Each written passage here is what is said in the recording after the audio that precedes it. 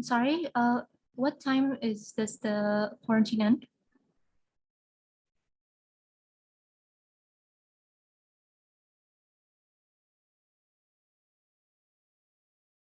Sorry, can you repeat again? What time does the quarantine end? Another 5 minutes. 5 minutes again. Okay, thank you.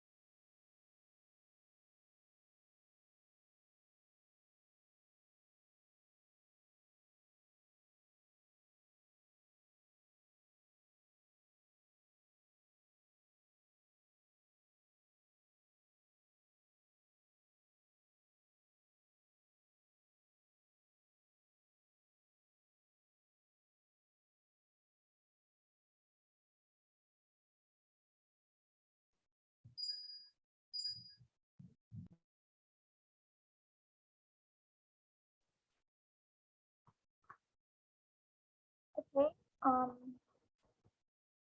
preparation time has ended. Speakers, please turn on your cameras so that we can begin.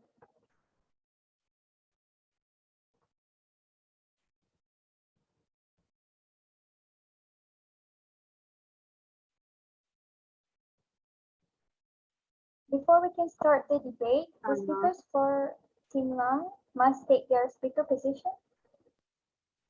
Hi, Sarah. I'm Alicia, the educator. I just want to inform that I wouldn't be able to open my camera because my line is not okay. So yeah, this for your information. Okay, thank you very Sorry, much. Chairperson, may Yes. I re-enter the meeting? I think my camera is malfunctioning because of the other meeting just now. Sorry for the trouble. Okay, thank you very much for letting me know. Can I know the name? That's already. The one that left? Yeah. His name was Tie Zuguang. Okay, thank you very much.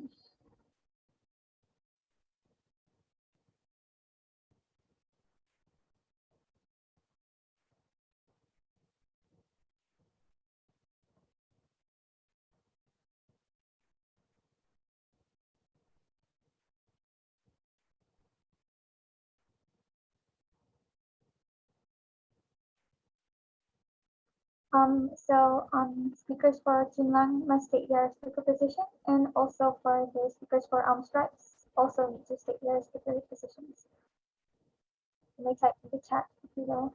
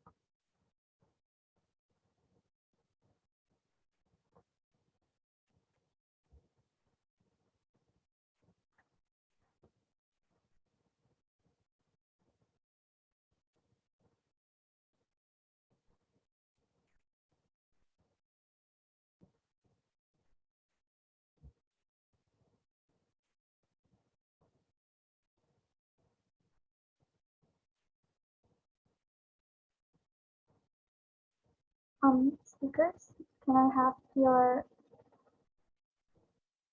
position roles?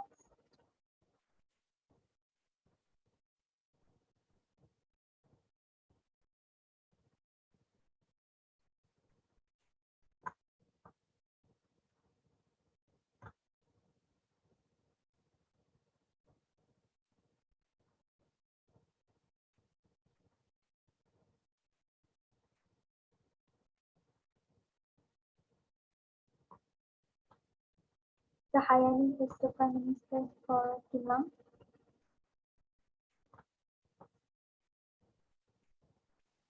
Hayani. Alright.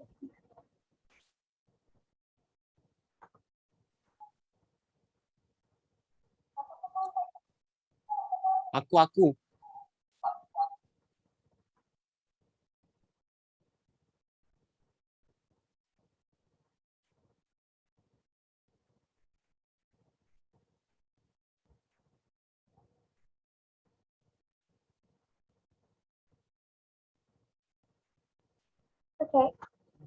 Team Lang, can you give us your position roles?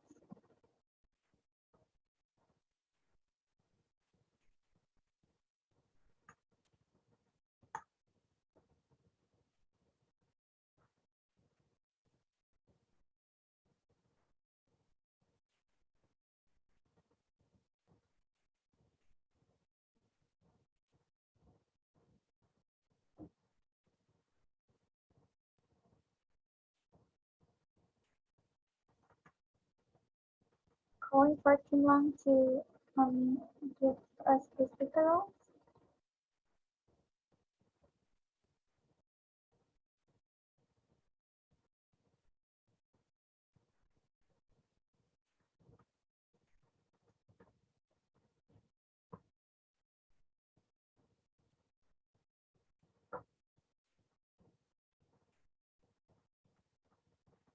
Okay, thank you very much.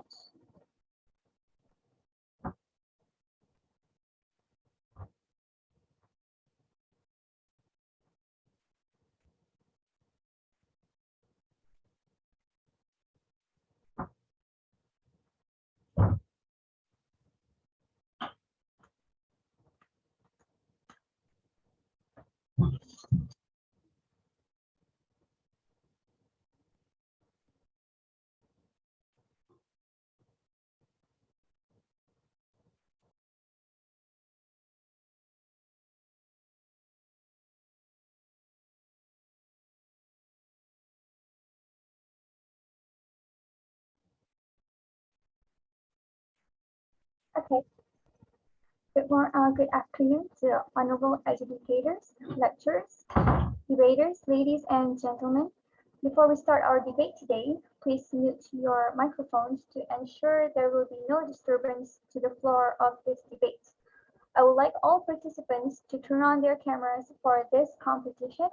I am Sarah Etna and I will be the chairperson for this debate session. Meanwhile, Nur Shahida will be the timekeeper for this debate.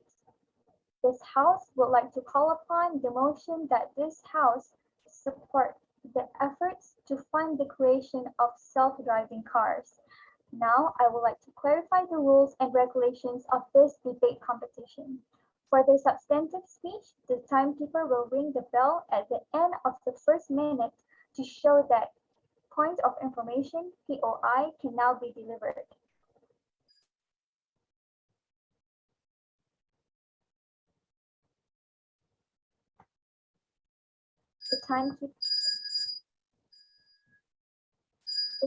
The timekeeper will ring once at the beginning of 6 minutes to show that time for POI is over. The timekeeper will ring twice at the 7th minute, after which the speaker has 15 seconds to complete their speech. Then, the timekeeper will ring continuously to show that the time is over, and any further explanation will not be taken into account. After both sides have presented their speeches, 3 minutes will be given to each team to prepare for their reply speeches. The opposition side will present their reply speech first, followed by the government side. Reminder, no new arguments and POIs are to be presented in the reply speeches. For the reply speeches, the timekeeper will ring once at the end of 3rd minute to indicate that the speaker has 1 minute left to conclude their speech. And the timekeeper will ring twice at the 4th minute, in which the speaker has 10 seconds left to conclude. Finally, the timekeeper will ring continuously to indicate that time is over. All debaters are expected to have a reliable and good internet connection during this debate. Shall there be any unavoidable circumstances where debaters lose connection during their speech, 5 minutes will be granted for debaters to regain their connection. If debaters fail to gain connection within the 5 minutes, marks will be given according to how far they presented before the connection was lost. The sound check will be done now as I announce the speakers of each team. When your name is called, please test your microphones to ensure you are audible. Please inform the committee if there are any problem or technical issues. Kim Lang from Polytechnic Sultan Idris Shah will be acting as the government team with Mrs. Hayani as the Prime Minister.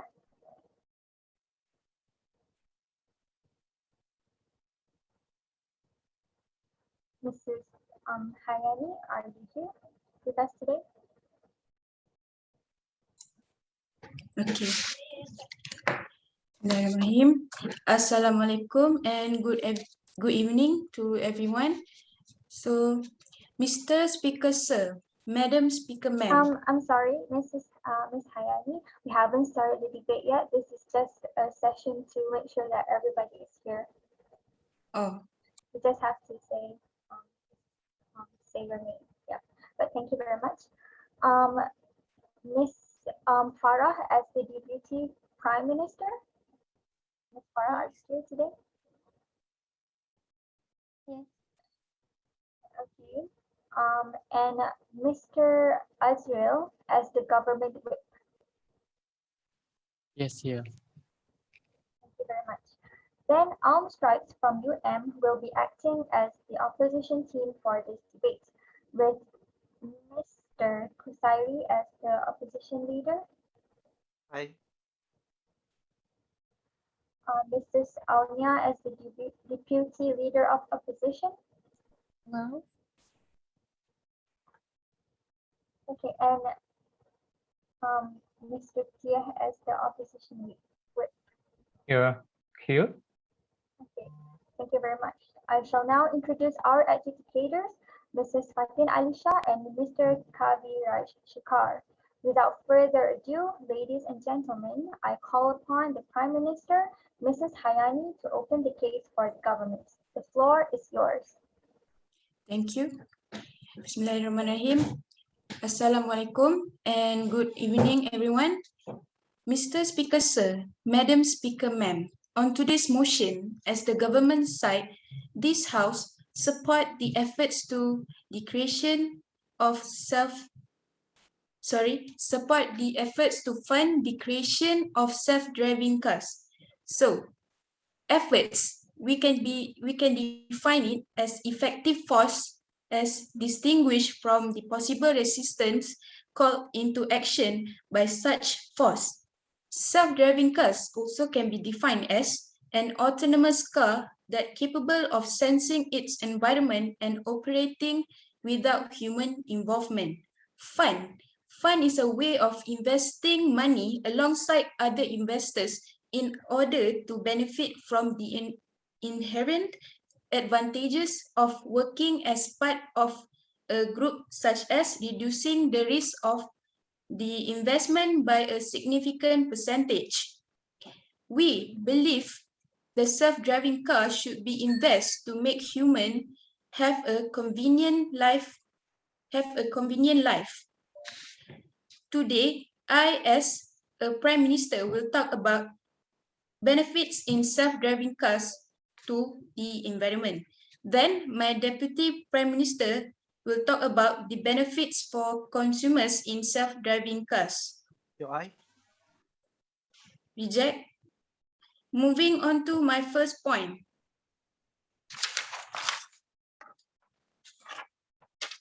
Energy and environmental impacts, vehicle use. A review found that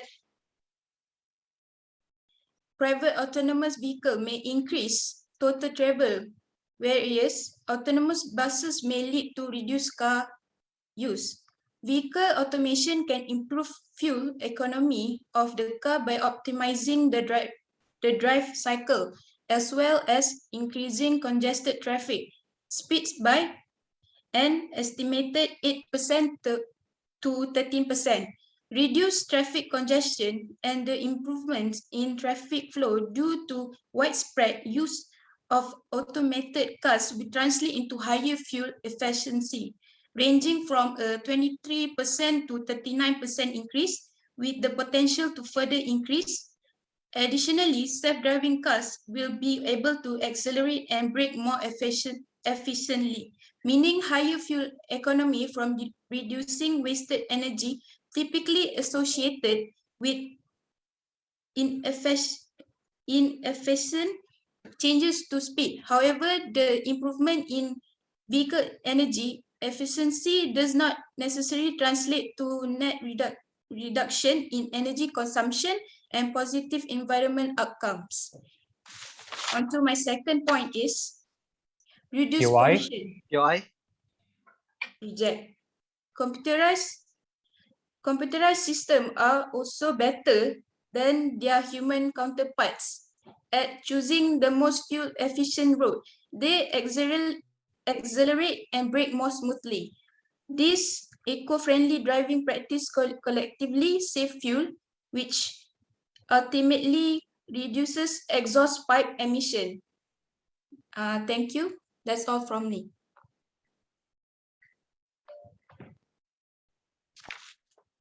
Thank you, Prime Minister. The Prime Minister spoke for 3 minutes and 37 seconds. Next, let us invite the opposition leader, Mr. Hossairi, to state the opposition's objections with regards to today's motion.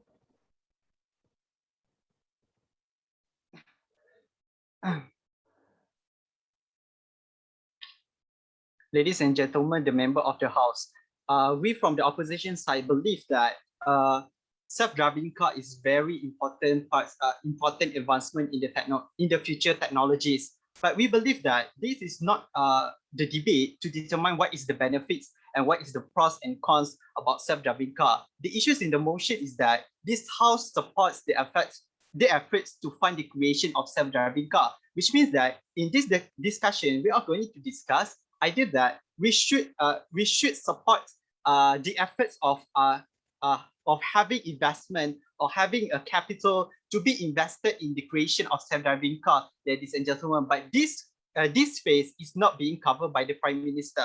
Let us take a review on the key flaws in the definition by the government side, ladies and gentlemen. First, they failed to propose to us how is the method or what is the proposal from the government side to actually implement this effort of funding into the creation of self-driving car. Because in this context, we see that in the Malaysian context, we still didn't have the development of the self-driving car, which means that this motion is actually trying to propose to us that in Malaysia we have to create a national driving car, but it is an autonomous mode, ladies and gentlemen. But this is motion. This is what is not being proposed by the government side. Second, they didn't tell to us. They didn't propose what is the source of the funds that being collected in terms of the creation of the self-driving car. Is it from the foreign investment, or is it from the government capital, or is it actually just from the manufacturer's capital itself? But because this will determine how far this technology can advance in the development in the Malaysian context, ladies and gentlemen. That's why in the case by the government side, I believe we cannot simply decide that the benefit of self-driving car can actually contribute us to support the efforts to fund the creation of self-driving car, ladies and gentlemen. That's all from the conceptual phase or from the government side. We're moving on to the first argument by Prime Minister, ladies and gentlemen. They said that by using the self-driving car, it actually can reduce the environmental effect. Two response. First, how can by reducing the environmental effect can actually contribute into a situation where we can achieve a convenient life, ladies and gentlemen. And second, did you know that by establishing or developing the self-driving car, the self-driving car will include more of electronic components into the development of the car, which means that in the current status quo, it will develop more of e-waste, ladies and gentlemen, which is a waste that cannot be easily disposed or cannot easily being thrown out in the normal way. It should have a very, very complicated and not sustainable process in a way to dispose this kind of technology, which mean that it is not reducing the environmental effect, rather than it's actually being a threat to the environmental itself, ladies and gentlemen. That's why from the opposition side, we challenge the government for them to propose to us what is actually the status quo of the self-driving car development. And second, how do you propose the use of the fund for the creation of self-driving car, ladies and gentlemen? That's all from the government case. Let us move on to our case. We oppose this motion based on our stance. We believe that the status quo of the stakeholders are not ideal for the creation of self-driving car based on three arguments. First, the current infrastructure capabilities and manufacturer. Second, Malaysian road conditions and environment are not ready. And third, we do not have regulation for self-driving car in Malaysia, ladies and gentlemen. Based on this, and we are going to prove our analysis based on this outline. First, what is the status quo of the current transportation situation?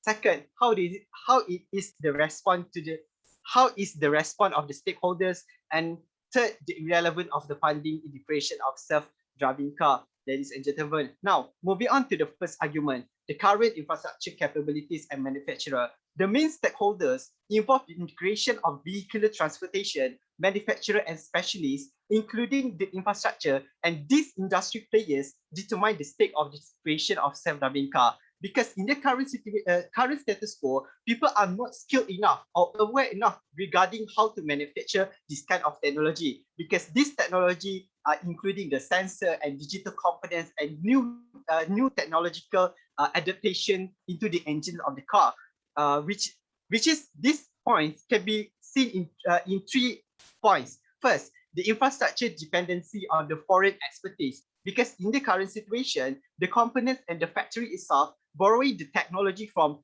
another country, for example, Germany company, and the modeling from the foreign car and the assembly process that depends on the workflow by the foreign investors. Second, skilled workers for programmers, industrial designs, and automotive industry are not integrated, and this interdisciplinary of those fields plays a huge role of the creation of self-driving car. And third, manufacturers still have the high demand for more affordable cars. Meanwhile, this autonomous car will be a luxury car and will be the expensive car. And this situation can make the investor would not be interested in the market of Malaysian context because of the low return of investment for autonomous car. And this situation can be seen how that these efforts of funding is not worth it to be implemented in the context of Malaysia because of our preparedness and because of not the ideal situation for us to implementing the self-driving car is not there yet. And we believe that to achieve this, we need to change the status quo of the stakeholder to be more ideal into implementing this kind of technology. That's all for me. Thank you.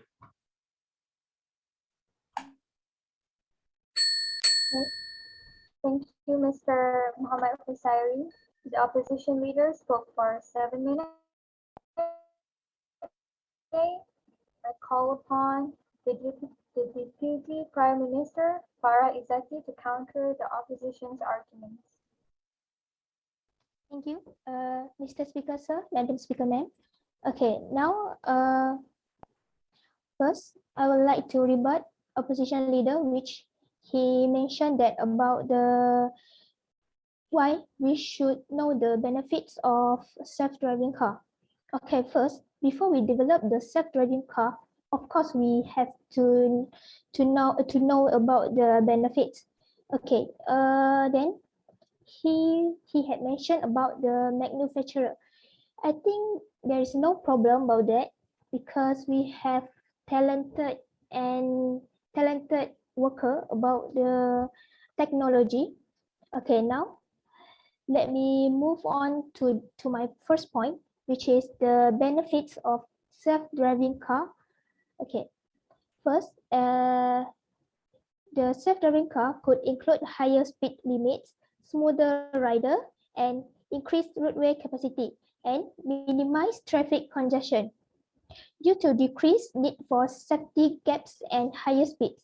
Currently, maximum control Currently, maximum controlled access highway through or capacity according to the US Highway Capacity Manual is about 2,200 passenger vehicles per hour per lane, with about 5% of the available road space is taken up by cars. Human drivers at highway speeds keep between 40 to 50 meter, which is around 130 to 160 feet away from the vehicle in front. This increase in highway capacity could have a significant impact in traffic congestion, particularly in urban areas, and even effectively and in highway congestion in some place. Okay, next, the ability for authorities to manage traffic flow will increase given the extra data and driving behavior predictability, combined with less need for traffic police and even route signage. Okay, now let's move on to my second point, which is about the insurance. Okay, safer driving is expected to reduce the cost of vehicle insurance. The automobile insurance industry might suffer as the technology makes certain aspects of this occupation obsolete. As fewer collisions implicate less money spent on repair costs, the role of the insurance industry is likely to be altered as well. It can be expected that the increased safety of transport due to autonomous vehicles will lead to a decrease in payouts for the insurance, which is positive for industry in self-driving car, but fewer payouts may imply a demand drop for insurance in general. That's all. Now I will raise my case. Thank you. Thank you, Ms. Farah Izaki. The Deputy Prime Minister spoke for 3 minutes and 29 seconds. Next, I would like to call upon the Deputy Leader of Opposition, Ms. Razita Almia. Hello, ladies and gentlemen. Thank you for allowing me to speak today. So before we proceed to our arguments, I'll address a few level of response to the government's case that they have mentioned. First of all, I think that the government team is having an issue with focusing on the line of this motion or what this motion is actually about. The focus of this motion is not on the benefits, as we can all agree self-driving cars can be beneficial. What we have to focus on is the necessity of funding that needs to go into the efforts of the creation of self-driving cars.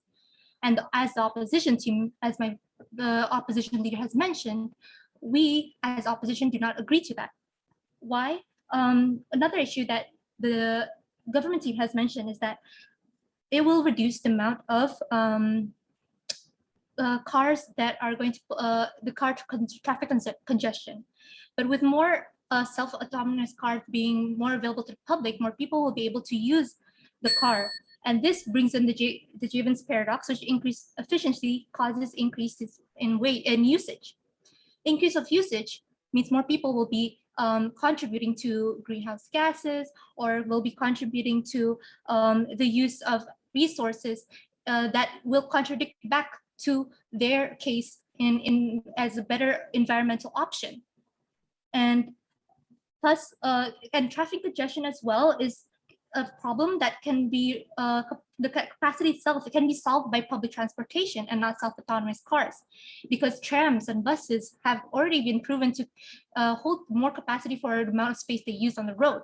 And thus, this cases that are brought by a government team cannot be fully addressed. Now, moving on to our second argument from the opposition team. First, one of the main issues is that Malaysian road conditions and environments are not ready for self-autonomous cars to be quintessential. And why is that? Because road infrastructure is one of the main factors determining the level of safety features in the road transport system. But roads in Malaysia, as you can see, are still poorly maintained.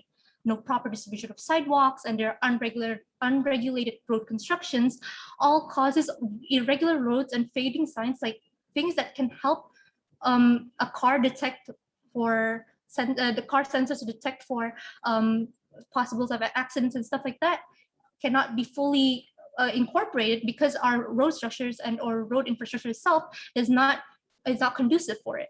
Different types of road users in Malaysia causes an unpredictability of drivers that are using our roads. Motorcycles are still a large part of our road consumers today. Traffic systems are not digitized. A lot of these things are not supporting to the use of self-autonomous cars in Malaysia today, and thus the funding is not cannot be put into the creation as of today. Self-timed traffic systems are still used, road networks are still underdeveloped, and evaluation of road risk by UTHM discovered that 53% of accidents is related to road infrastructure. Do we really want to put a risk on our new consumers to this ecosystem that doesn't support it? Self-driving cars cannot be developed in this bubble, the infrastructure as mentioned by our leader, and the roads must be ready.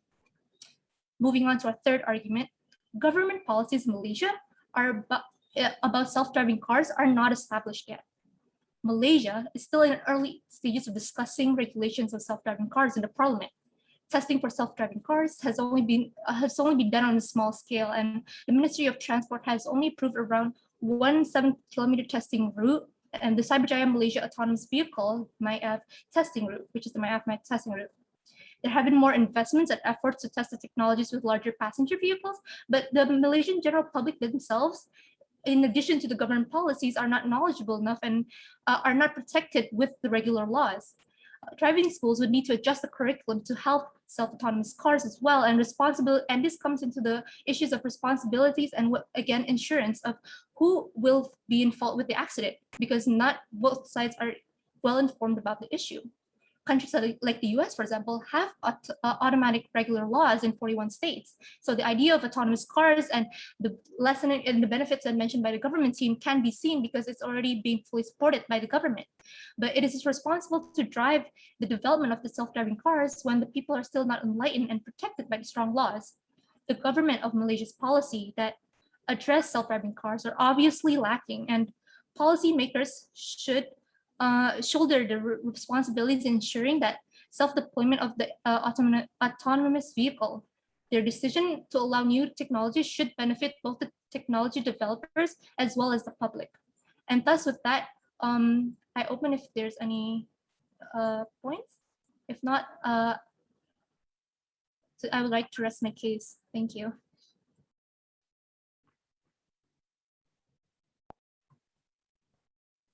Thank you, Ms. Razia Alnya. The Deputy Leader of Opposition spoke for 5 minutes and 13 seconds. Next, I would like to call upon the Government Whip, Mr. Azil. The floor is yours. Mr. Speaker, sir, Madam Speaker, ma'am, ladies and gentlemen, I will start the argument. By the state of our opposition leader, the state about the to create the self-driving car, we need to know that the benefit before we create the self-driving car. And you just said that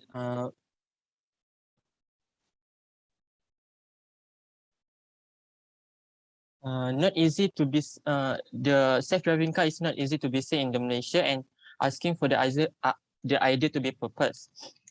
So to be promoting our self-driving car, we have a lot of chosen, which is we have the trial test of self-driving car. We have our social media to be promoted. We have a lot of chosen, and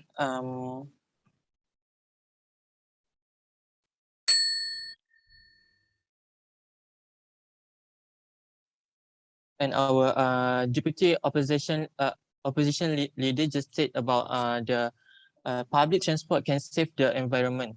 As we know, the public transport is using the fuel as the to make it working. So as we know, the fuel is giving the let out the smoke. So we cannot say that public transport can save the environment.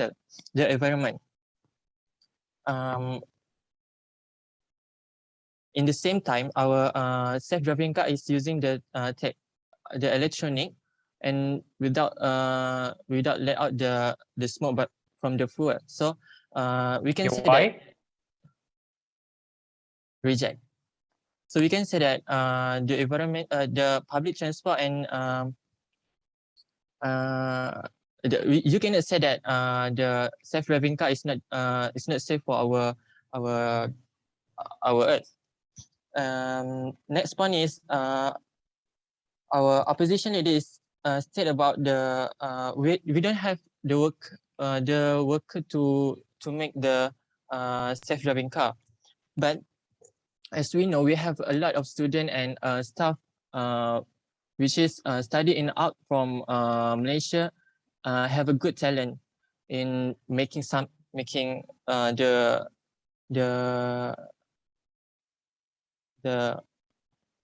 good technology.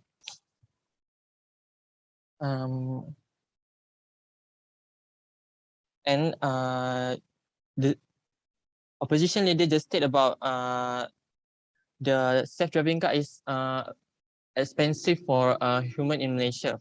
As we know, not all human in Malaysia is cannot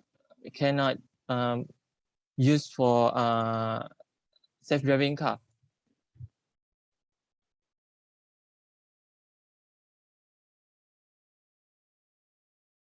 That's all from me. I rest the case. Thank you. Thank you, Mr. Azra, for the points given. The government whip spoke for 3 minutes and 29 seconds. Next, I would like to call upon the opposition whip, Mr. Tia, to present his case. Beautiful members of the House, in trying to implement policies such as this to revolutionize the automobile industry, it is important to understand context, which in this case is not clearly understood by the government. So we can see this in the case of the introduction of fast food industry into Vietnam, where the people there are not ready to take up fast food.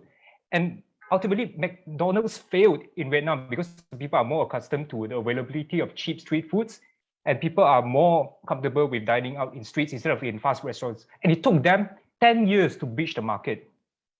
So this shows that it's very important to understand the context in trying to propose these kinds of reforms or these kind of new industries. And this is why we oppose the government's subject of millions of drivers and human lives at risk by the focus on wrong factors. So firstly, we'll start off with several rebuttals to key misconceptions by the government. Now, investments. Investments are very important to secure funding and provide funding for the development of the self-driving industry. Now, there are several key risks that the government has failed to mention. Firstly, the automakers will need to establish and build new factories and new infrastructure for the production of self-driving cars. Secondly, they will need to hire labor. And if the government thinks that Malaysia has already sufficient amount of high-skilled workers, why wouldn't they look at India or Bangladesh, where they have far cheaper cost of labor compared to Malaysia? And thirdly, research and development takes money. And e-waste management is something that has been ignored by the government in mentioning the environmental consciousness of self-driving cars, when Malaysia is already an e-waste dumping ground by China and USA. So companies would need to pay more money to manage these different e-waste, and they would be also put at risk in terms of their emissions, carbon emissions, and which leads to the last point, which is mentioned by the government in insurance. Now, it is very important to understand that companies of self-driving cars are responsible for the repairs and settlements in the case of accidents, such as the case of Tesla. So why would investors want to bear this risk in the country of Malaysia, where there aren't even proper regulations about self-driving cars? Which leads to the second point. Now, if people can't afford self-driving cars, what would they go for? They will go for public transport. And public transport has been proven to be much more efficient and much cheaper to develop proper infrastructure for connectivity in the nation. So this is something that is being ignored by the government. It is cheaper to develop sustainable public transport systems than to introduce an entire ecosystem of self-driving cars in Malaysia, when the roads are not ready, when we don't have sustainable energy sources for these self-driving cars if they were to consume electricity. So all of these rebuttals clearly show that Malaysia is not ideal for the creation of self-driving cars. So I would like to reiterate several key issues that were highlighted by the opposition to show how Malaysia is not ideal for the creation of self-driving cars. Firstly, we've mentioned industry and manufacturing. Now, self-driving cars are not the one-stop solution for everything. Self-driving cars involve sensors, they involve chips, which currently is in a very great shortage, shown by the price hike in graphic cards, the price hike in computer chips, which are essential elements in self-driving cars. So in the shortage of these different chips, why would we be introducing the creation of self-driving cars in Malaysia when we need to spend more for raw materials, which are not sustainable anyway because they are coming from rare earth mines in Africa being operated by child labor. So we need to properly address these issues before we can confidently say that yes, Malaysia is ready for the creation of self-driving cars. And this would prove to be a very huge risk for failure for the investments. And secondly, self-driving cars, the industry is not a bubble. Self-driving cars is heavily connected to the development of infrastructure, roads, constructions. Are they ready? They are also heavily linked to energy storage systems, such as is Malaysia ready for electrical cars? Does Malaysia already has an established sustainable energy network? So these are all issues that are not being highlighted by the government in proposing for the creation of self-driving cars. And this would put billions of people's jobs at risk because of the failure of the industry. And this is a risk that opposition think is too big to bear for the government. And next, the roads are not ready for self-driving cars in Malaysia. Now, it is important to understand that the roads in US and the roads in Malaysia are very different. We have motorcycle gangs in Malaysian roads. We have pedestrians that do not follow pedestrian laws in Malaysia. We can see this with the Malaysian hand gesture when crossing roads. So do cars understand those kind of gestures in the Malaysian context? It is very important to understand these different issues because cars are meant to protect human lives. Cars are meant to give humans a safer way to travel. If these self-driving cars cannot account for the safety of pedestrians, cannot account for the safety of drivers in Malaysian roads, are we truly ready for the creation of self-driving cars? The opposition do not think so, and this has already been proven by irrefutable facts. Thirdly, the regulations are not available. When introducing new technology, such as smartphones, such as computer, it is important to have strong regulations to ensure the safety and the interests of the user. And this has been seen in mobile phones, where digital privacy is a main concern, and regulators are rushing to solve this issue. So in self-driving cars, the risk for digital privacy, the breach of digital privacy is magnified because the user patterns in a car is clearly visible. The user patterns, how users interact with the software of a car is clearly visible. We can see which paths users take to different destinations. So are we sure that the regulations are truly protecting these private data that might fall to the wrong hands? Are we sure that the people are truly protected in these different ecosystems? This is something the government needs to answer and has not been addressed in their arguments. So what does this mean? So to summarize the opposition's case, as a developing country in Malaysia, trying to reach developed status, it is important to understand and identify ideal investments and developments instead of jumping into new industries without concern for context, without concern for preparedness, without concern for if the environment is ideal for that development. And this is why creation of self-driving cars is not the goal here. The goal is to have an industry, have a nation ready for self-driving cars before trying to create self-driving cars. And that is why the opposition proudly stands that Malaysia is still not ideal for the self-creation of driving cars.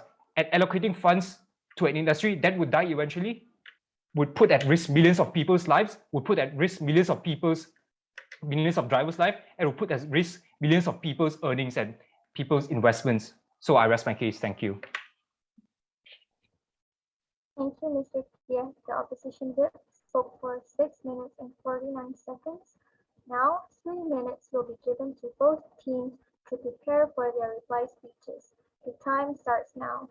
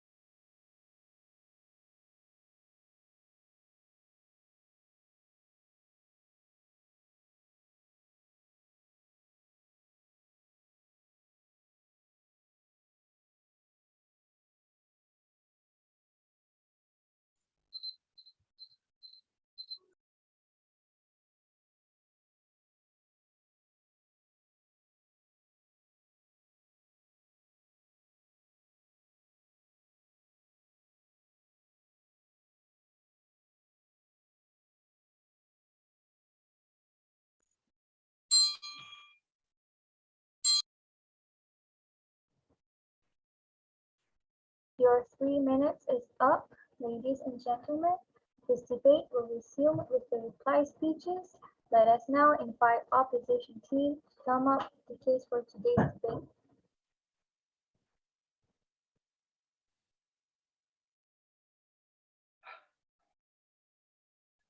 Ladies and gentlemen, I believe the government today are not understand the motions clearly, because and this because of this they are making these three major mistakes. First, they not understand the notion of the motion, because the motion is not about this house to support self-driving car. The motion is about this house to support the efforts of fund to the creation of self-driving car. And because of this misunderstanding, they never proposed to the member of the house what is the current development, what is the target, what is the status quo of the stakeholder, and where's the funding coming from, and what kind of effort of funding that we are going to use. And what the more importantly is, what is the use of the funding itself? Is it for the R&D? Is it for the supplying? Is it for the manufacturer? Is it for the education? Or is it for the upskilling of the workers? And this kind of situation are not being proposed by the government, and hence making this debate are not clearly being portrayed by the government clearly. Second, when they don't understand what is actually the need of the efforts of funding this creation of self-driving car. Is it about the environmental concern? Is it about the economical sustainability? Is it about the congestion issues? Or is it about the consumer market and etc.? Because these needs will determine how we're going to benefit from the efforts of the funding, but they never have the very focused needs in order for them to support this effort of funding, ladies and gentlemen. And the third mistake is their way of their methods of analysis, because in their opening and also in their agreements, they never shows any background issues or any status quo about the current development of the self-driving car. Because in the current situation, we have many alternative solutions to those issues that being mentioned by the government. First, about the environmental issues, we can do a hybrid car approach in order for us to have less dependency to the petroleum or non-renewable energy. In the economical aspects, we can change the marketing processes, or we can change the marketing targeted group in order for us to increase the income of the country. Third, about the congestion, already be answered in the rebuttals about how we can benefit from the use of public transportation. And also, if they are concerned to benefit to the consumer, I believe the solution is simple, because we can just provide them a more affordable national car, ladies and gentlemen. And this is specifically for those to benefit to the consumer. Because at the end of the debate, I believe that the government never actually really stated how critical is the issue until we are desperate enough to relying on the effort of funding of the creation of the self-driving car, ladies and gentlemen. That's why, as the opposition side, we believe that benefit is not enough. We have to analyze the status quo of the stakeholder. Are these stakeholders currently in the ideal situation or ideal condition or not? For in the way of manufacturers, workers, road and traffic, and the government, and are they prepared to adopt these ideas of the creation of self-driving car? We already proved to you based on our three arguments. First, how this level of preparedness currently in the Malaysian context, that manufacturers already have a different demand, or Malaysia didn't have a specialized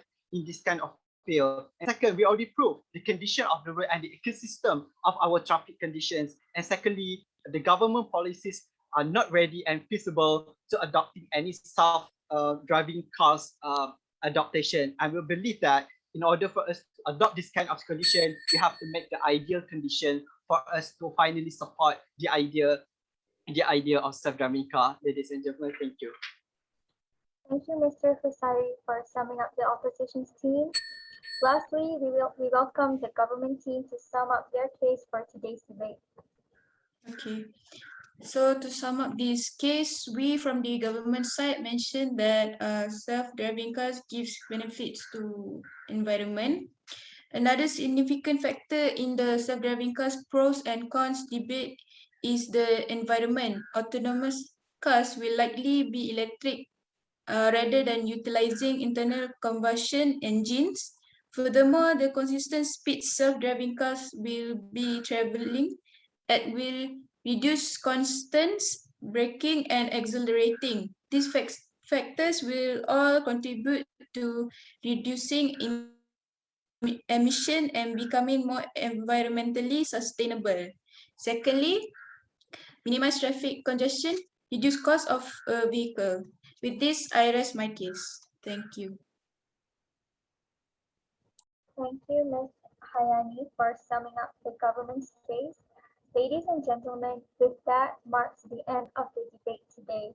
Honorable educators will be directed to another breakout room for 10 minutes to decide the winner of this debate.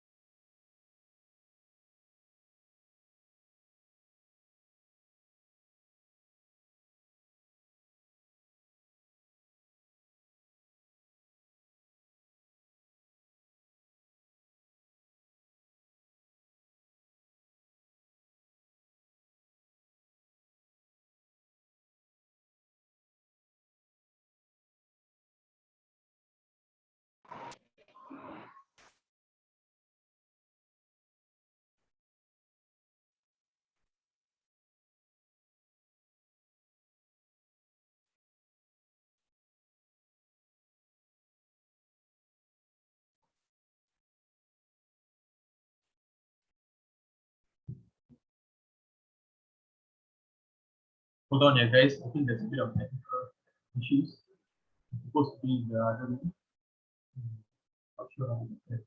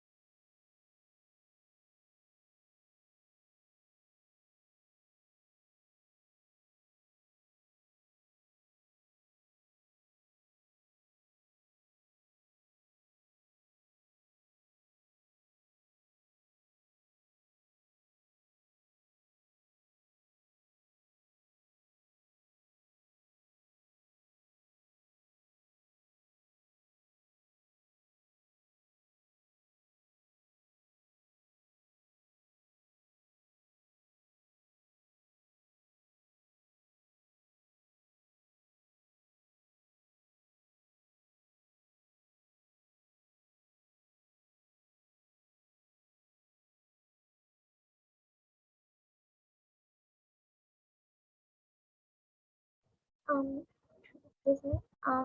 Thank you everyone for waiting. Attention to all speakers. We shall move to the main room with this breakout room to hear the results for today's debate. Thank you very much.